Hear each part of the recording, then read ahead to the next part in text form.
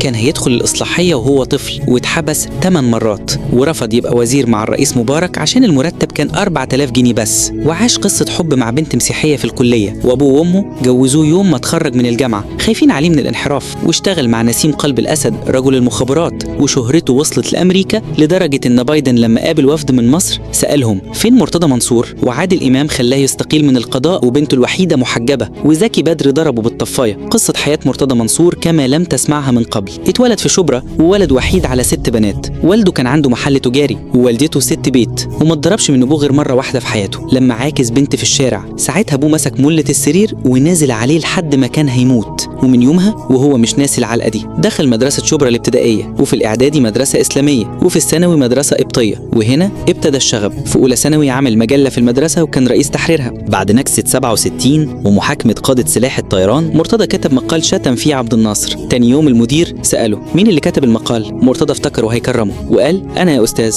بس المدير نزل فيه لام وشلاليت وجاب نيابة الأحداث عشان ياخدوه على الإصلاحية. الأساتذة وقفوا جنبه والنيابة سابته، لكن المدير فصله، ما رجعش إلا بوساطة من عضوين في مجلس الشعب. في الثانوي قرر يطلع صحفي، ذاكر عشان يدخل آداب قاهرة قسم صحافة وجاب المجموع المطلوب، لكن حظه الوحش وداه توزيع جغرافي على عين شمس وما كانش فيها صحافة. اضطر يدخل آداب لغات شرقية وتخصص في عبري، وقال هتعلم عبري وادخل المخابرات واسافر إسرائيل جاسوس. لكن بعد شهور قليلة قال إسرائيل إيه بس يا مرتضى، وحول على كلية الحقوق. في الكلية دخل فريق الرأس الشرقي والتمثيل، وبعد شوية بقى زعيم سياسي للطلبة. سنة 72 لما السادات ما دخلش الحرب عمل انتفاضة في الجامعة ولم زمايله من كل الجامعات، ولما جابوا وفد يتكلم مرتضى كان رئيسه. قعد مع وزير الحربية الفريق محمد صادق والسيد مرعي نسيب السادات، لكنه مرتضى ما سكتش وسخن في الكلام واتخانق معاهم واتحبس شهر في سجن القناطر. وبعد ما خرج رجع الجامعة واتخرج سنة 74 وكان الأول مكرر على دفعته. بعد ما اتخرج اتعين وكيل نيابة في الإسماعيلية، وأول ما بدأ شغله عمل مشكلة مع عثمان أحمد عثمان نسيب السادات. القصة بدأت في ماتش بين الإسماعيلي والاتحاد السكندري، الاتحاد كسب 1-0 والجماهير قلبت الدنيا وكسرت الاستاد. الشرطة قبضت على 30 مشجع ومعاهم لاعب من الإسماعيلي ضرب ضابط شرطة. مرتضى أمر بحبسهم 4 أيام، لكنه اتفاجئ برسالة جايه له بتقول له عثمان بيه بيقول لك طلع اللاعب وخليه يروح بيته. لكن مرتضى ما سمعش الكلام، وساعتها النائب العام جه بنفسه بطيارة خاصة وأفرج عن اللاعب. من بعدها اتنقل من الإسماعيلية على اسكندرية سنة 77، بعدها أسيوط، بعدين الفيوم.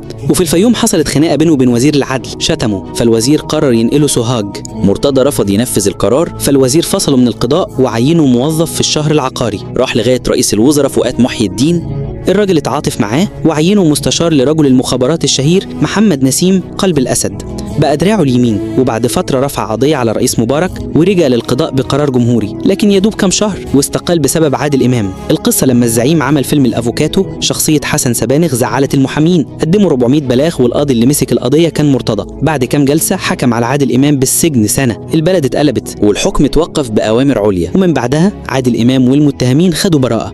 مرتضى رجع يشتغل في المحاماة، لكنه بسرعة بقى أشهر محامي في مصر، اتخصص في قضايا المشاهير، والشهرة دخلته نادي الزمالك ومجلس الشعب، لكن لسانه الطويل وخناقاته دخلته السجن أكتر من مرة. أول حبسة بعد المحاماة كانت في أيام زكي بدر وزير الداخلية، اتسجل لمرتضى مكالمة وهو بيشتمه. أول ما مسكوه زكي بدر قال له هاتوا مكتبي، أول ما شافه شتمه وضربه بالطفاية. دخل السجن بعدها كذا مرة. في 97 ضرب السفير الإسرائيلي بالجزمة في المحكمة وقت قضية عزام عزام، لكن رغم ده كله مبارك بنفسه عرض عليه يبقى وزير شؤون المجلس الشعب والشورى مكان كمال الشاذلي. مرتضى سأله هتديني كام؟ مبارك قال له 4000 جنيه. مرتضى اتريق في الثانية، مبارك رد في الشهر، فرفض وقال أصحى كل يوم ألاقي الناس بتشتم عشان 4000 جنيه؟ لا يفتح الله. مرتضى وقف مع مبارك، اتورط في موقعة الجمل وكان قاعد مستخبي في بيت جوز بنته المستشار، لكنه خد براءة ورجع تاني، ورغم كده رفض يدافع عن مبارك مقابل 8 مليون دولار، ولا حتى الإخوان قدروا عليه. والسنين راحت وجت والدنيا اتقلبت في مصر والزمالك، ومرتضى لسه مكمل لحد ما خد لقب ستار إكس.